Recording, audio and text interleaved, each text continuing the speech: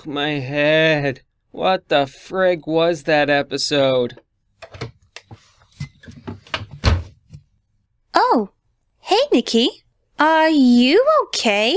Rosie, you saw Bloom and Gloom, right? Yeah, I did. It was a great episode, actually. Why?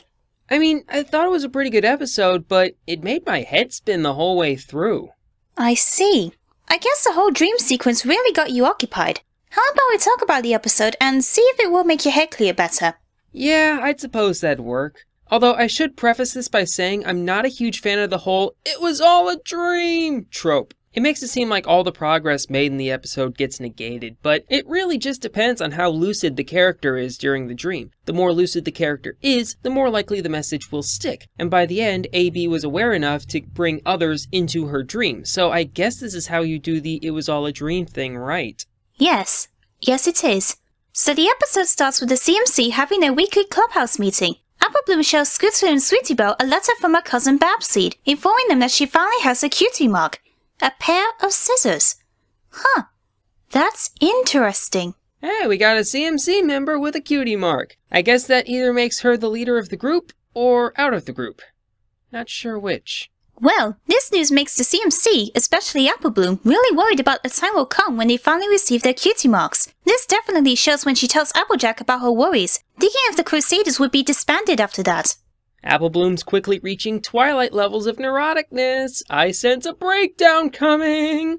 By the way, I mentioned the idea of getting a cutie mark you didn't want in an older video. Between this and the moral from Castle Sweet Castle, I'm starting to think that the staff are watching my videos. In which case, hi Mr. Larson, can I get your autograph?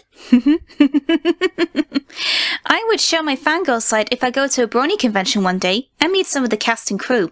Anyway, Applejack reassures Apple Bloom that everything will work out, and she sings an adorable lullaby to her. Man, I like the sisterly relationship between Applejack and Apple Bloom, especially when they face so many things together, like in Call of the Cutie when she tells her dad it takes patience to earn a cutie mark, after when she first met Scootaloo and Sweetie Belle. The next morning, Apple Bloom wakes up and Applejack is serving a big stack of... I'm Pancake! Pinky must have had leftovers. And wouldn't you know it, Apple Bloom's got her cutie mark! And interestingly enough, it's in pest control. That's weird. Now we are introduced some new creatures called Twittermites, very similar to the power sprites in Swallow the Century. I wonder if there is a connection. Think of all the headcanon possibilities. Man, the vermin in Equestria are rough. Between pear sprites, Twittermites, fruit bats, and any other flying pests they've got, I can understand why the older pest pony is counting down the days until retirement. But Apple Bloom seems to take to it pretty effortlessly, sucking up those bugs like Luigi in a room full of ghosts, showing that the cutie mark was right on the money. Now we get usual teasing for Diamond Tiara and Silver Spoon. Boo! Man, I wish they got a taste of their own medicine, especially from their performance in Flight to the Finish. Diamond Tiara mostly. Ooh, an episode where Diamond and Silver lost their cutie mark would be super cool. And a chance for actual character development for those two. You hear that, McCarthy? Okay, I really need to stop this shtick before I get a big head. So Bloomy bunts the bug bottle and bolts after the bullies berate her, and runs into the Everfree Forest, where she runs into... Starlight Glimmer? Ooh, this is interesting. She grants Apple Bloom a wish to remove a cutie mark, and she wakes up thinking it was all a dream, but she finds out that she is wrong, as she has received another cutie mark, and she is still dreaming. I'm getting a sense of deja vu, like the movie Groundhog Day. Haven't seen that movie in forever, so I got an Inception vibe from this episode. You know, with the dreams within dreams within dreams within... Damn you, Nolan! But yeah, now Apple Bloom has a fan favorite of hers cutie mark. Potion brewing! Good callback to Twilight time. And did you notice every time Apple Bloom comes downstairs, Applejack makes a different breakfast? And a more extravagant breakfast every time. We go from plain pancakes to chocolate chip pancakes to an actual cake. Breakfast of champions, clearly. This time, after showing her cutie mark to her friends, they kick her out to the clubhouse.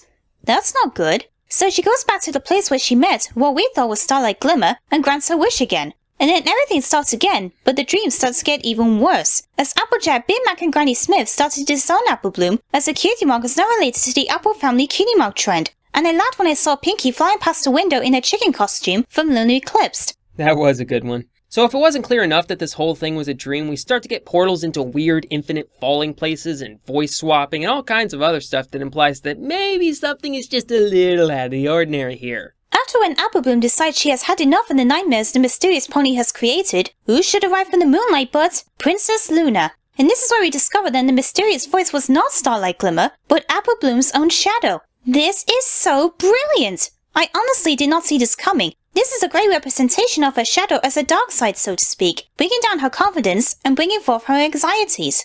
Now, as much as I love seeing Luna, and as much as I agree with you that Apple Bloom causing all of her own trouble was a clever move, part of me did want to see Starlight causing all kinds of Cutie Mark related problems in the shadows at various points in the season before coming back in large in the finale, but we still got Luna, so I'm not complaining too hard. So Luna explains to Apple Bloom that it doesn't matter what a cutie mark needs to be, and Apple Bloom feels so embarrassed about not learning a simple lesson like this. And through a pathway of doors, similar to how the hallways to the Rift Cafe are designed, we see that Scootaloo and Sweetie Belle are having the same nightmares as she is. By the way, seeing Octavia and Vinyl scratch its Sweetie Belle's dream was a treat. The shippers were right!